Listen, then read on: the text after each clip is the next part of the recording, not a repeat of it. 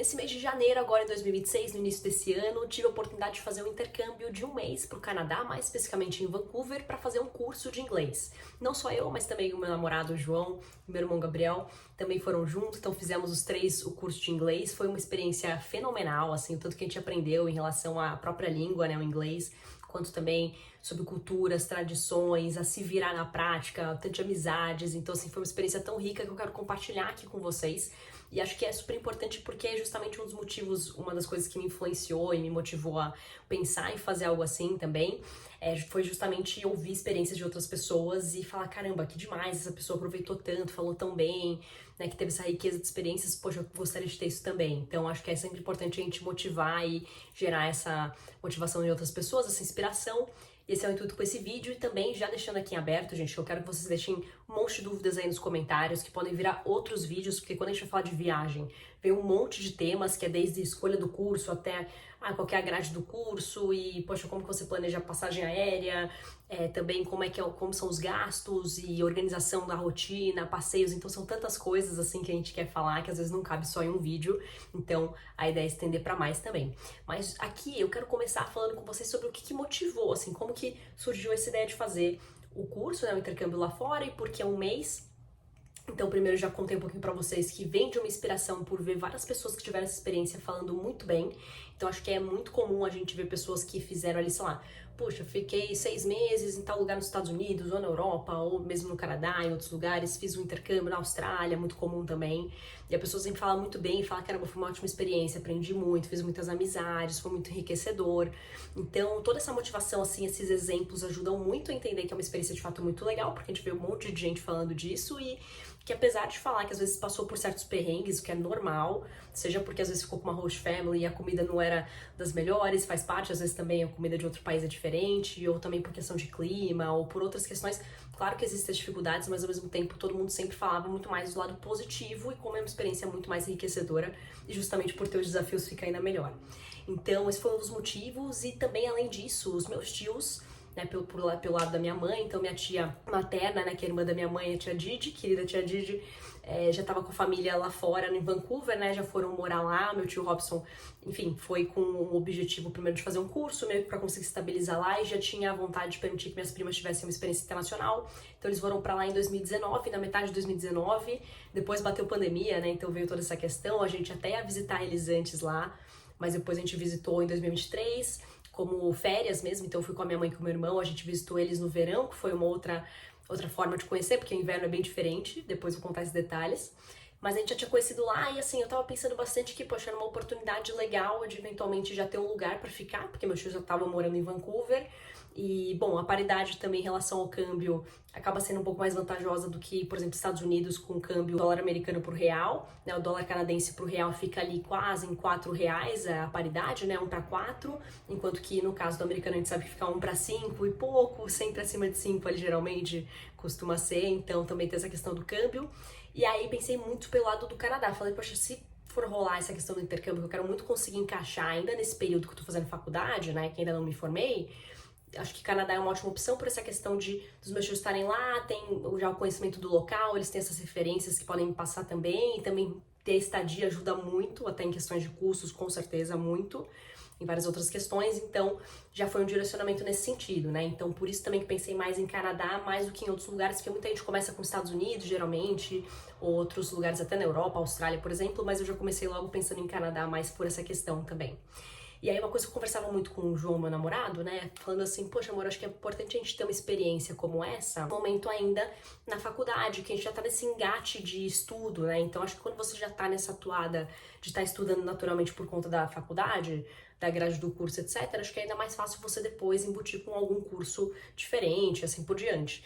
E falei, poxa, uma experiência internacional acho que vai ser super importante pra gente enfatizar também a questão da língua, porque, por exemplo, na escola ainda eu tinha muitas aulas de inglês, era excelente, hoje eu percebo muito como foi excelente o curso de inglês na escola, acho que até no momento que eu tava eu não valorizava tanto quanto eu valorizo hoje, por ver como foi, assim, acho que é porque nunca entre as minhas matérias favoritas eu dizia que alguma língua tava entre as matérias favoritas como inglês, por exemplo, eu não quero colocar nessa categoria, apesar de saber sempre que é muito importante, não é que eu tinha mais aptidão, assim, a gostar, né, então gosto, assim, mas ao mesmo tempo sempre soube da importância. De fato, o inglês na escola foi excelente, mas ao mesmo tempo, quando você entra na faculdade, não tem aulas de inglês recorrentes, né?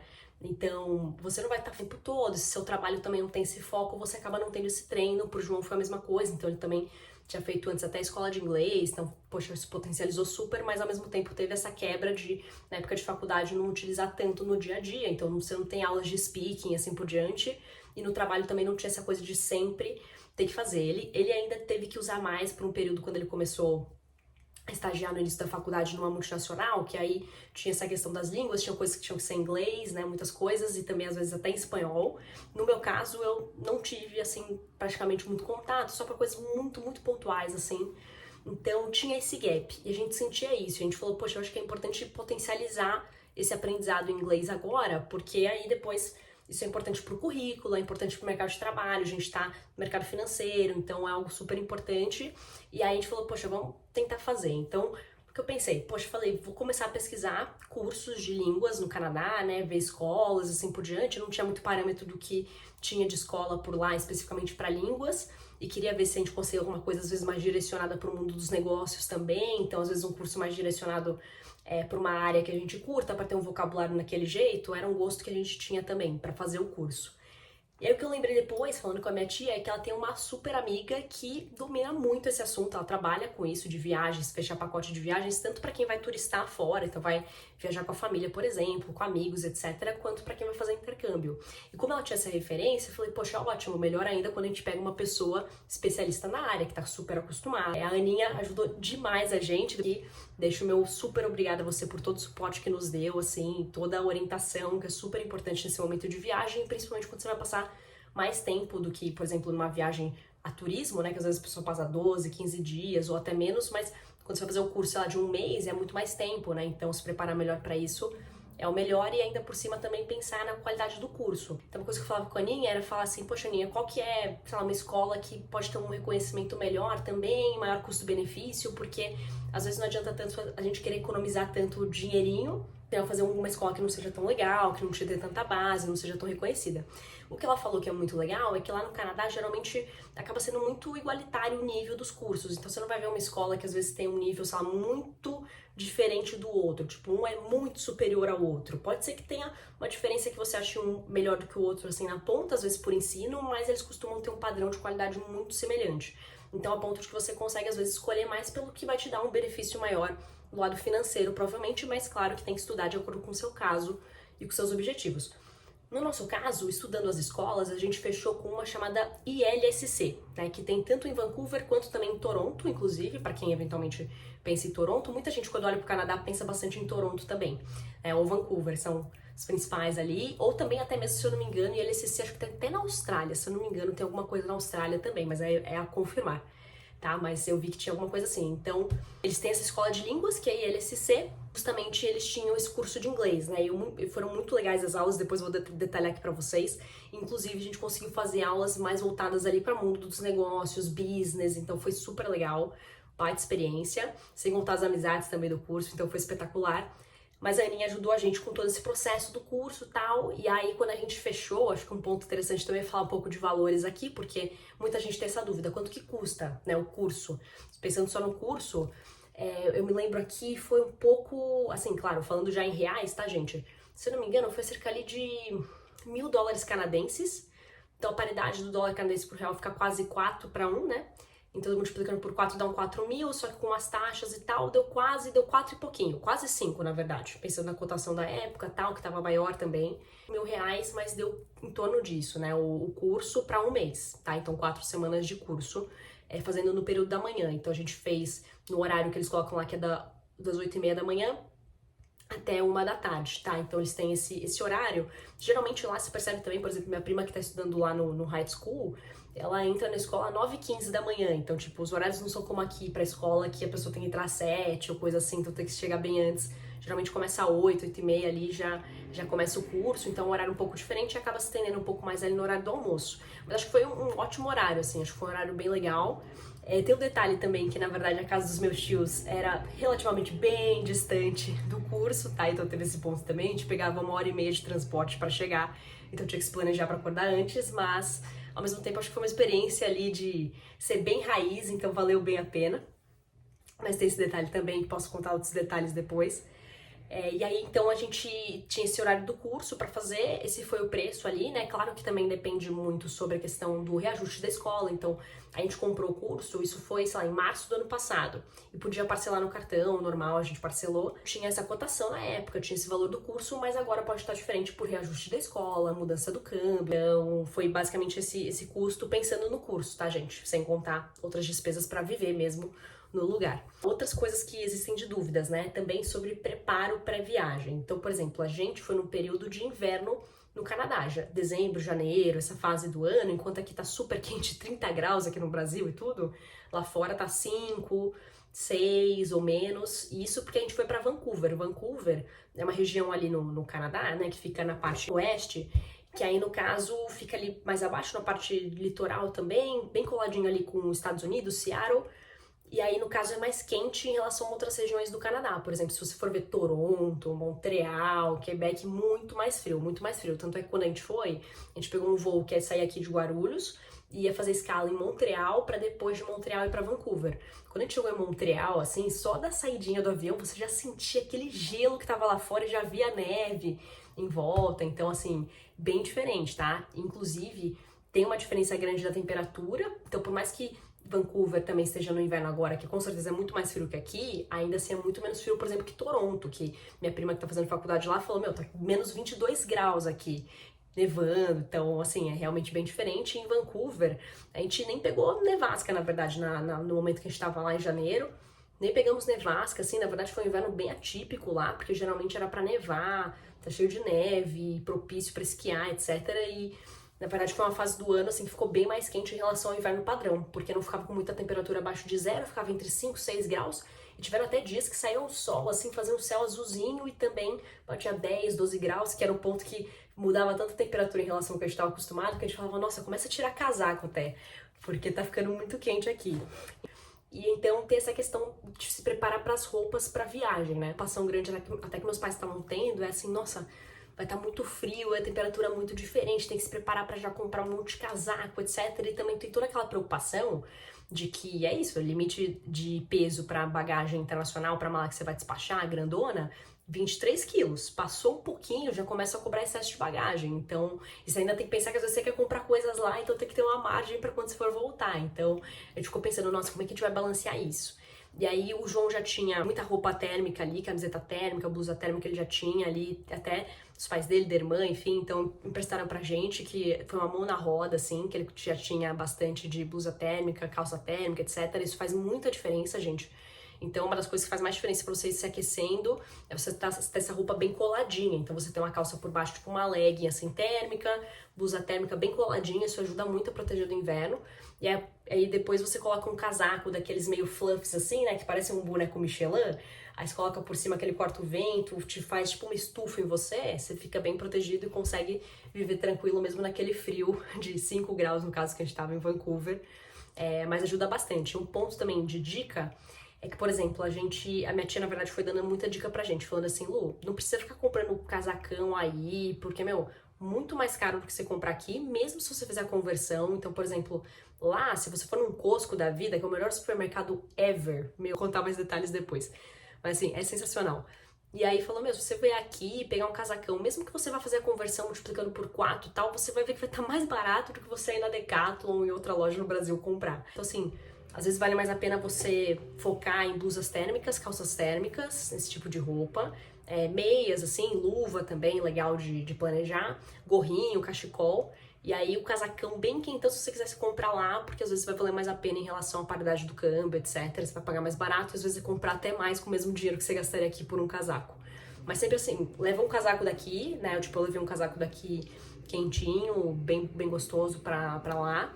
Mas outras coisas, assim, a maioria dos casacos eu fui pegando emprestado da minha prima, da minha tia, emprestaram bastante, então foi bem bom. Um ponto, gente, que eu tinha esquecido de falar no início, até detalhando pra vocês, né? Por que a gente decidiu fazer um mês, especificamente? E, bom, foi suficiente um mês? Acho que é uma pergunta comum. Então, no caso, a gente decidiu fazer em janeiro, né? Porque eu fui conversando muito com o João no início, assim, quando a gente ia fechar o curso, falando, putz, vamos pensar aqui de uma forma que a gente consiga alinhar bem com a faculdade e o trabalho também, porque nós dois já estávamos trabalhando, né? Então, no caso, a gente estava tentando muito relacionar aqui a parte de faculdade, trabalho com fazer o curso, né? Então, o que a gente pensou é que nesse momento de janeiro, que a gente poderia tirar férias e fazer essa conciliação, daria bem certo e funcionou super bem. E, assim, gratidão eterna à minha equipe na Nômade, meu chefe, o Lorenzini, toda a equipe, o Diego, a Bel, Isa, a Bruna, todo mundo que, assim, super apoiou, falou, Lu, vai mesmo, fica tranquila, e meu chefe super me ajudou para conseguir pegar férias nesse período do ano, para poder ficar tranquila fazendo o curso. Então, assim, agradecimento total à equipe toda que me ajudou, que isso não seria possível sem essa motivação de vocês, esse posicionamento, tá? Então, muito obrigada de coração. Decidiu tirar esse mês de janeiro porque era um momento viável pra gente, pra equilibrar, né? Como a gente ia fazer algo à parte da faculdade, porque pela faculdade a gente tava vendo que seria mais caro também, teria que ser 6 meses, ficar bem mais caro pelos custos, então a gente viu que encaixaria melhor em janeiro. E uma coisa também que a gente percebe de coincidência, mas não tão coincidência, né? Uma tendência, na verdade, é que muito brasileiro pensa na mesma coisa. Então tinha muito brasileiro no curso, inclusive a escola tá muito acostumada a receber muito brasileiro nessa época do ano, porque de fato é um momento em que muita gente aqui no Brasil já tá de férias e aproveita para fazer o curso fora, né? Então você tinha muitos estudantes e diversas idades. Então tinha gente, 16 anos, 20, tinha gente no curso, assim, de outros países até que a pessoa tinha 30. Então tem diferentes faixas etárias. E aí tem a divisão do nível da língua, né? Então eles fazem uma divisão. Então, assim, existem vários parâmetros, tá? Pra você qualificar a fluência que a pessoa tem numa língua. Então, tipo, qual que é o seu nível? Se é o básico, intermediário, avançado. Então, tem vários níveis do básico, do intermediário, do próprio avançado. Então, por exemplo, se eu não me engano, tem B1, B2, ali de beginners, né, que são os iniciantes. Aí depois vai do I1 até o I4, que é o intermediário, né? I1, I2, I3 e I4. E depois vem o Advantage, que é Advantage 1 e 2, que é o 1 e 2, né? Então, avançado 1 e 2.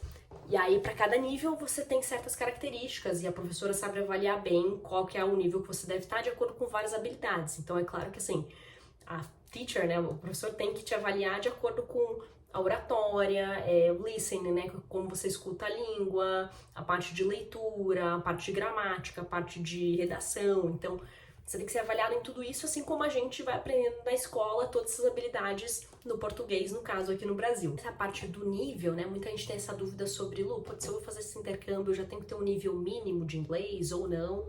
Sim, gente, não se preocupe com relação a isso de tipo, nossa, eu já tenho que ser avançadinho para fazer. Muito pelo contrário, a ideia é que mesmo a pessoa que às vezes não tá conseguindo falar nada, não tem muita noção, ou muito do básico assim, vá e comece a aprender lá também, então super normal. Você vai aprender do jeito mais raiz possível, que é com todo mundo falando inglês ali, né? Então, realmente é algo que faz diferença essa imersão, porque algo que é muito interessante até, gente, que uma amiga japonesa que eu fiz no curso, a May, ela tava me contando uma aula, ela falou assim, porque também no curso tinha muitas aulas de interação, em que tinha, sei lá, uma lista de perguntas, você entrava num grupinho e vocês têm que ficar discutindo em inglês cada uma das questões, e aí você vai conhecendo muito melhor das outras pessoas, das outras culturas, assim, também. E aí, essa minha amiga um dia falou assim, ela falou, olha, uma coisa que eu sinto falta no Japão é que quando tem aula de inglês nas escolas, o problema é que o professor ou a professora que tá dando essa aula de inglês fala em japonês. Então, tipo, é tudo em japonês e aí vai mostrando quais são as palavras em inglês, os textos em inglês, etc. Mas vai falando em japonês, não vai falando só em inglês tudo. Então isso gera um impacto, porque querendo ou não, conforme você vai ouvindo mais na língua, você vai pegando mais a sonoridade e o jeito de pronunciar as palavras. E a forma como eles vão falando, até mesmo, sei lá, as pausas, o né, que é diferente da gente. Então isso é bem interessante. E aí quando você tem essa experiência imersiva de estar com alguém sempre falando essa língua, você vai pegando mais esses detalhes sonoros que toda língua tem e que às vezes você não percebe, que a gente tá acostumado com o português aqui do Brasilzão e tudo, e beleza. Mas quando você vai pra fora, você vai percebendo. Então isso faz uma bela diferença. E eu acho que essa imersão, assim, é pra todo mundo. E sem essa coisa de abaixar a cabeça, gente. Tipo, fulano é muito bom. Meu, fulano, tudo bem, ele pode estar em outro ponto da escadinha de conhecimento na língua, já tá mais à frente, mas todo mundo que um dia que se tornou avançado, fluente, um dia foi beginner. Todo mundo começou do básico, né? Então, pensando numa pessoa que não nasceu, sei lá, nos Estados Unidos e tá aprendendo a língua. Então, todo mundo começou do básico, mesmo quem é nativo começou do básico, é normal, né? Quando a gente é criança, a diferença é a fase. Tem gente que às vezes vai se tornar talvez fluente estudando mais pra frente só, e tem gente que se torna mais cedo pela questão do movimento do estudo. Mas acho que todo mundo tem que estar sempre de cabeça erguida, tentando, e quanto mais você tenta, melhor você fica, né? Então, às vezes, acontece, você inventa umas palavras que não existem e tal, às vezes você faz umas conexões na frase que não tá correto gramaticalmente, a teacher te corrige, mas isso é totalmente compreensível. Então, os professores sabem que tem pessoas de diferentes países e nacionalidades na sala, e eles estão acostumados, inclusive, até a entender que, tipo, putz, pelo sotaque, às vezes a pessoa até identifica, é brasileiro falando, é uma pessoa de algum país asiático, japonês, tailandês, taiwanês, japonês, sul-coreano, enfim, então isso é super normal, tá? E é excelente tudo isso. Inclusive, a gente via no curso muita gente da Ásia também, porque fica bem pertinho o Canadá para eles, né? Então, sul-coreanos, pessoas vindas de Taiwan, Japão, muita gente, mexicano também, belgas, gente vindo da França, então a gente via bastante, principalmente Ásia, tá, gente? E brasileiros. Chego à conclusão que eu acho que brasileiros, se você tiver no meio da rua, em qualquer lugar, gritar brasileiro, aparecem 15 pessoas, né? Porque brasileiro tá em todos os lugares. Então tem esse detalhe também, né? E aí tem até esse ponto que muita gente comenta, que é o policiamento para você treinar a língua, mesmo com tantos brasileiros em volta, né? E o ponto, assim, que faz diferença é quando você vai também juntando no grupo amizades de outros países. Porque se você envolve, por exemplo, japoneses no grupo, pô, você tem que começar a falar inglês, porque se uns falarem português e outros falarem ali japonês, ninguém vai se entender, ficam os grupinhos separados. E para juntar, a língua universal é o inglês, né? Então, inclusive, você percebe na prática a importância de ter uma língua universal, porque é isso, se você quer se comunicar mesmo na coisa mais informal possível, você sabe que é um parâmetro de que a maioria das pessoas vai saber. O inglês em relação a saber, sei lá, japonês ou português, que é mais específico. Então isso é muito legal. E o tanto que a gente aprende com as culturas é algo excepcional também. Eu cheguei lá, tem uma coisa que foi engraçada, assim, que eu dei de bola fora, foi por japoneses ou sul-coreanos, assim, você vai cumprimentar, né, com um beijo e abraço, que nem aqui no Brasil, os latinos tal, tem mais esse jeito. Mas assim, lá, para os asiáticos, eles não têm esse costume, né, de fazer algo tão próximo, assim, de abraçar e tal. Então elas ficavam meio assim, olhando, eu falava, caramba, eu tô esquecendo que é outra cultura.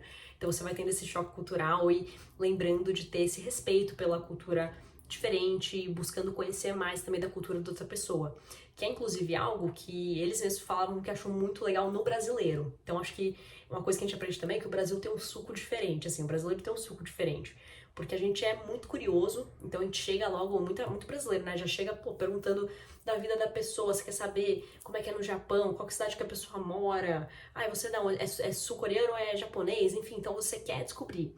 E geralmente as pessoas que vêm da Ásia são um pouco mais reservadas e não são tão, assim, extrovertidas a ponto de já chegar em você e começar a fazer perguntas e conversar com você. Então é uma relação diferente. E isso foi bem legal porque mostra essa questão de cultura e como se complementam. Então, um dos adjetivos que eles davam pra gente em inglês, que é uma coisa realmente muito verdadeira, é que a gente é muito talkative. Talkative é quando você é muito falante, né? Então, tipo, a gente é muito falante, expressivo, a gente vai lá, abraça e fala, conversa, pergunta um monte. E, geralmente eles são um pouco mais reservados na maioria das vezes, mas depois vão se soltando quando você faz amizade também. Então tem grandes amigos que nós fizemos no curso e que ensinaram demais pra gente. A gente teve a experiência de levar, inclusive, amigas japonesas no restaurante brasileiro, que tem um restaurante brasileiro lá no Canadá. Elas levaram a gente restaurante japonês também, tem muitos restaurantes japoneses muito bom lá. E é bem diferente aqui no Brasil, porque aqui no Brasil a gente vê muito rodízio, lá é mais à la carte. Então, assim, muito legal, gente. A experiência é o tanto que você vai aprendendo, você vai tendo de novos aprendizados, assim, em diversos sentidos, tanto na língua quanto por tradições, cultura, costumes e tal, né? Então, e para finalizar esse vídeo aqui, antes de também encerrar e também abrir para que vocês façam um monte de comentários aí, perguntando um monte de coisa, fazer mais vídeos a respeito, que vai ser muito legal. Um detalhe final, gente, que acho que também é uma dúvida, é, por exemplo, e sobre a questão de visto para ir, né? Porque, por exemplo, agora nos Estados Unidos muita gente começou a ficar mais atenta ainda, a redobrar atenção sobre visto para você estudar fora, etc. E aí sobre o Canadá, como que funciona? Quando você vai pro Canadá, assim, tem a possibilidade de você tirar um visto que não exige o americano, por exemplo, tá? Então, o que acontece, na verdade, é que pra mim, pro João, pro Gabi, meu irmão, a gente já tinha o visto americano, né? Não tinha vencido, vai vencer daqui, mais pra frente, então tava com visto americano super ok. E aí o que acontece é que a gente só teve que renovar o passaporte, tá? Então o que acontece? O nosso passaporte brasileiro já tinha vencido, mas nosso visto americano tava dentro do prazo, só vence, sei lá, em 2033. Então, beleza. Mas o passaporte brasileiro tinha vencido. Aí, no caso, você precisa renovar seu passaporte. Você não pode viajar só com visto em dia, tem que ser o passaporte brasileiro também renovadinho. E aí, no caso, a gente andou com 2 passaportes, o renovado Brasil e o antigo, só que fica com visto. Porque a partir do momento que você faz o visto americano em um bloquinho de passaporte, ele fica nesse lugar. Tipo, o novo passaporte brasileiro não vai passar esse visto pra cá. Só se você for fazer quando você for renovar o visto americano, enfim. Mas aí é outro caso. Mas você tem que andar com os 2 passaportes nesse caso. A gente andou com os 2 passaportes. Assim, na maior parte do processo pediam só o nosso passaporte brasileiro, mas você tem que andar com os 2 ali pra comprovar que você tá tudo certinho. E principalmente porque, como a gente foi com o visto americano em dia, o que a gente fez como visto canadense pra ir por via aérea, né, por aviãozinho, foi fazer o tal do ETA, que é o ETA, né, que você pode falar, que é basicamente um visto que você faz online, custa $7 canadenses, dá tipo R$28 na conversão ali aproximada, e é super tranquilo de fazer. Minha tia já tinha tido essa experiência muitas vezes até de instruir pessoas a preencher, então ela foi me instruindo assim como que preenche certas partes, mas não é nada muito difícil, e aí você faz e consegue ter esse número de registro e entra no Canadá tranquilamente, tendo o visto americano. Aí você entra por via aérea tranquilamente, geralmente eles deixam no seu registro, então a gente até imprimiu os números lá pra ficar registrado, mas nem precisou mostrar, eles já tinham lá, então é bem tranquilo. E aí, no caso, pra quem não tem o visto americano, aí você precisa ver uma outra forma de visto canadense pra tirar, que certamente deve ser mais caro, não sei exatamente o parâmetro do preço, porque a gente não chegou a ver, já que a gente tinha essa alternativa do visto americano, mas também é uma possibilidade. O fato de você não ter o visto americano não te impede de ir pro Canadá, né? Não tem problema. E mesmo se você for fazer conexão nos Estados Unidos também, é só explicar que você está fazendo conexão e, enfim, acho que é tranquilo nesse sentido. Então, o detalhe de como fazer o visto canadense sem ser esse ETA, eu confesso que desconheço, por não ter tido experiência, mas acredito que é tranquilo de pesquisar para fazer também. Se eu tiver mais informações depois, eu passo aqui para vocês. Beleza? Mas assim, gente, muita informação sobre o curso, muita informação mesmo, que a gente quer falar muita coisa. Deixem nos comentários o que vocês querem ver de detalhes sobre a própria grade do curso, as aulas que a gente teve, lugares para visitar, etc. Qual que foi a experiência mais legal. Então deixa aqui nos comentários, não esqueçam de curtir, né? E se inscrever no canal e compartilhar com outras pessoas, que é super importante pra gente ajudar aqui o canal a crescer. Então, muito obrigada pela atenção de vocês, a gente se vê no próximo vídeo.